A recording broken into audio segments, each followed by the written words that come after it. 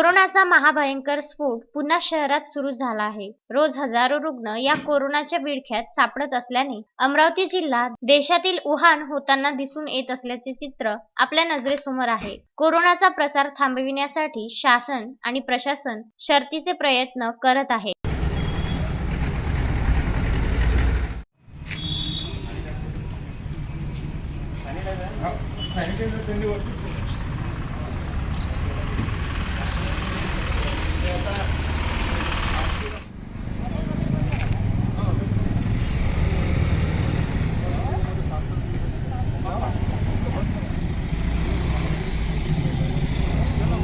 अशातच महानगरपालिकेचे महापौर चेतन गावंडे यांनी शहरातील विविध भागांची पाहणी करून नागरिकांना काळजी घेण्याचे आवाहन तसेच त्रिसूत्री मंत्राचा वापर करण्याचे आवाहन सुद्धा केले आहे। दंड होईल आणि संबंधितालाही दंड होईल। दोघांनी काळजी घ्यायची आहे आणि दोन दुकानातील अंतर कमीत कमी 6 फूट असलं पाहिजे। जर दोन दुकानातील अंतर 6 फूट नसेल तर यापुढे ते दुकान उचललं जाईल।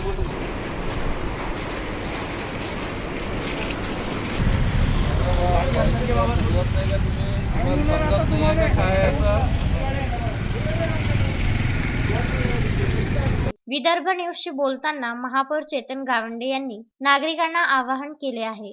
अमरावती महानगरपालिका क्षेत्रामध्ये कोरोना विषाणूचा ज्वर दिवसेंदिवस वाढत आहे आणि कोरोना विषाणूची साखळी कुठेतरी खंडित झाली पाहिजे, त्या अनुषंगाने लॉकडाऊनची घोषणा करण्यात आली। कोणत्याही शहरासाठी किंवा समाजासाठी लॉकडाऊन हा पर्याय होऊ शकत नाही, परंतु अमरावती शहरामध्ये वाढलेली रुग्णसंख्या पाहता लॉकडाऊनची घोषणा करण्यात आली होती आणि त्याचा एक भाग म्हणून काल मी जुनी वस्ती बडनेरा, नवी वस्ती बडनेरा, यशोदानगर, दस्तूरनगर आणि विलासनगर या भागाचा पाहणी दौरा केला आणि त्यामध्ये विशेषतः मी मास्क लावण्यासंदर्भाची जनजागृती केली।